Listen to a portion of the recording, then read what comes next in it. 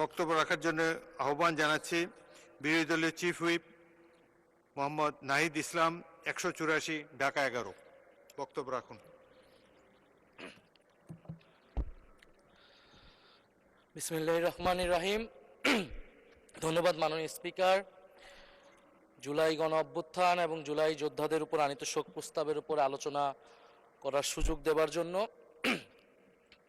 আজকের দিনটি আমাদের জাতীয় জীবনে অনেক ঐতিহাসিক একটি দিন, ব্যক্তিগতভাবে আমার জীবনেও।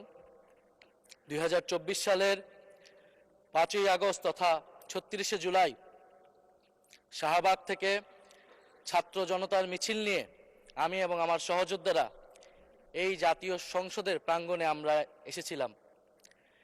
ছাত্র জনতাকে সাথে নিয়ে ফ্যাসিস্ট মুক্ত করেছিলাম এই মহান জাতীয় সংসদকে। সেই দিন আমাদের ভূমিকা ছিল বৈপ্লবিক।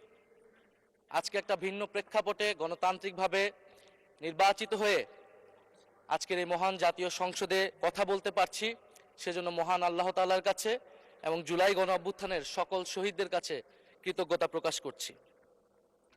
মাননীয় স্পিকার, হাজারো শহীদের রক্ত মারানো আর অসংখ্য আহত পঙ্গু দেশপ্রেমিকের সর্বস্ব ত্যাগ করা মহান গণ অভ্যুত্থানের ফসল এই সংসদের অভিভাবক হিসেবে নির্বাচিত হয়ে আপনাকে অভিনন্দন জানাচ্ছি।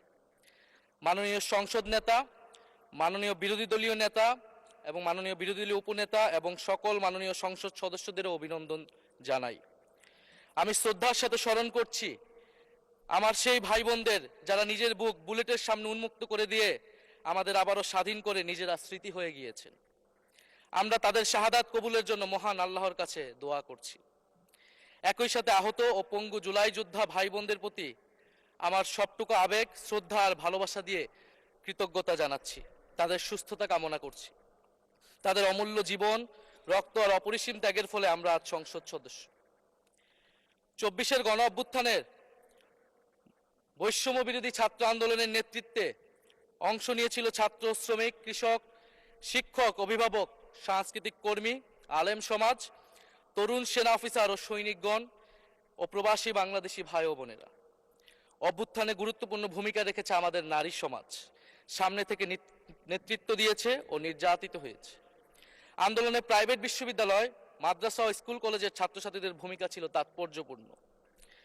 গণ অভ্যুত্থানে ভ্যানগার্ডের ভূমিকা ছিল ফ্যাসিবাদ বিরোধী রাজনৈতিক দলের নেতাকর্মীরা।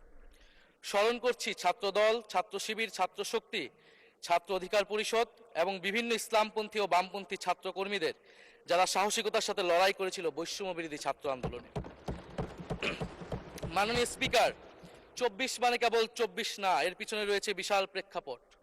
আমি স্মরণ করছি 47-এর আজাদির লড়াই, 71-এর মহান মুক্তিযুদ্ধ এবং 24-এর ছাত্র জনতার গণ অভ্যুত্থান এবং সকল জাতীয় শহীদকে।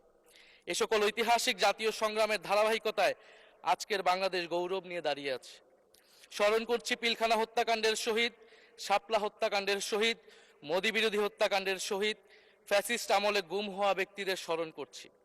18 সালের কোটা সংস্কার আন্দোলন ও নিরাপদ সড়ক আন্দোলনে ছাত্র কিশোরদের অকুতোভয় সাহসকে স্মরণ করছি। স্মরণ করছি আমাদের ভাই শরীফ ওসমান হাদি, যিনি তার সাহসিকতার মাধ্যমে বাংলাদেশকে একটি ইনসাফ ভিত্তিক বাংলাদেশ হিসেবে গড়ে তুলতে চেয়েছিলেন। তিনি আর আমাদের সাথে নাই। আমরা ওসমান হাদি ভাইকে স্মরণ করছি। শহীদ আবরার ফাহাদ ও শহীদ ফেলানী খাতুনকে স্মরণ করছি, যারা ভারতীয় আধিপত্যবাদের বিরুদ্ধে লড়াই করে বাংলাদেশকে আজকের এই জায়গায় নিয়ে এসেছে। 24-এর ছাত্র জনতার গণ অভ্যুত্থানে মাঠের নেতৃত্বের একেবারে সামনে থাকার কারণে আজকের দিনটি আমার জন্য একই সাথে আবেগের, কষ্টের ও আনন্দের।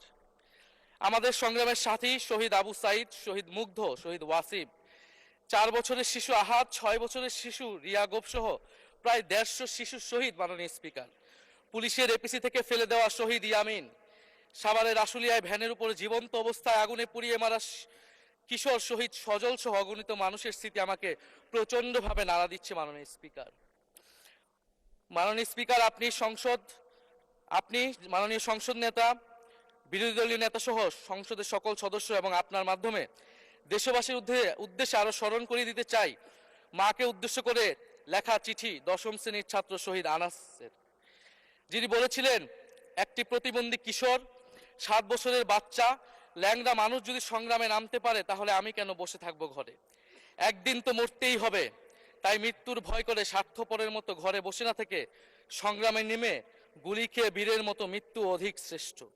যে অন্যের জন্য নিজের জীবন বিলিয়ে দেয় সেই প্রকৃত মানুষ।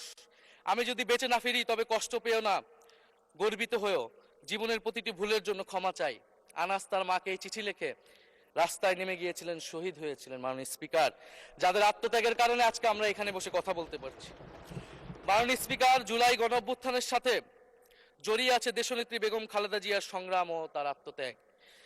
ওনার সংগ্রাম অনুপ্রাণিত করেছিল বাংলাদেশের তরুণ সমাজকে আত্মত্যাগ করতে, আত্মহুতি দিতে গণ অভ্যুত্থানে। আমরা আজকে তাকে শ্রদ্ধার সাথে স্মরণ করছি। মাননীয় স্পিকার, আমি বিশ্বাস করতে চাই আমরা যারা সংসদে বসতে পেরেছি কেউই এই শহীদের রক্তের সাথে বেইমানি করব না। কারণ জুলাই গণ অভ্যুত্থান মানে শুধু জুলাই গণ অভ্যুত্থান নয়, এটি নতুন বাংলাদেশের আকাঙ্ক্ষা। গণভোটের রায় অনুযায়ী আমরা যেমন সংসদ সদস্য, একইভাবে সংবিধান সংস্কার কমিশনের সদস্য। আমাদের সরকারি দলের বন্ধুরা অবিলম্বে সংবিধান সংস্কার কমিশনের সদস্য হিসেবে শপথ নেবেন বলেই আমরা বিশ্বাস করি। আমরা একই সাথে গণতান্ত্রিক সংস্কারগুলো সাধন করতে চাই। 70% মানুষ গণভোটে তাদের রায় জানিয়ে দিয়েছে মাননীয় স্পিকার। গণতন্ত্রে জনতার রায় সার্বভৌম, তার উপর কোনো আইন বা বিধান চলতে পারে না। মাননীয় স্পিকার, আমরা বিচার চাই, জুলাই গণহত্যার বিচার চাই, শরীফ ওসমান হাদি হত্যার বিচার চাই, গুম খুনের বিচার চাই, বিগত সময়ে হওয়া লুটপাট এবং দুর্নীতির বিচার চাই। জুলাই মানেই নতুন বন্দোবস্ত, গণতান্ত্রিক অন্তর্ভুক্তিমূলক বৈষম্যহীন দেশ। জুলাই মানে আধিপত্যবাদ মুক্ত, ফ্যাসিস্ট মুক্ত দেশ। জুলাই মানে মানবিক মর্যাদা ও দায় ও দরদের বাংলাদেশ। মাননীয় স্পিকার, আমি শেষ করবো একটি কথা বলেই। আজকে সবাই এক বাক্যে স্বীকার করে নিয়েছেন যে জুলাই গণ অভ্যুত্থানের শহীদদের কারণে আমরা এই মহান সংসদে বসতে পেরেছি এবং এই মহান সংসদে আমরা সকলেই ফ্যাসিবাদ মুক্ত, ফ্যাসিবাদ বিরোধী লড়াইয়ের সৈনিকেরা এখানে আসিছি। আপনার প্রতি নিবেদন থাকবে কোনো ফ্যাসিস্ট তার দোসর যাতে আজকের এই মহান সংসদে বক্তব্য দিয়ে সংসদকে কলুষিত করতে না পারে। আমরা ফ্যাসিস্ট মুক্ত, আমরা ফ্যাসিবাদের দোসর মুক্ত জাতীয় সংসদ চাই। মাননীয় স্পিকার, আপনাকে ধন্যবাদ। ইনকিলাব জিন্দাবাদ। ধন্যবাদ মাননীয় বিরোধী দলীয় চিফ হুইপ।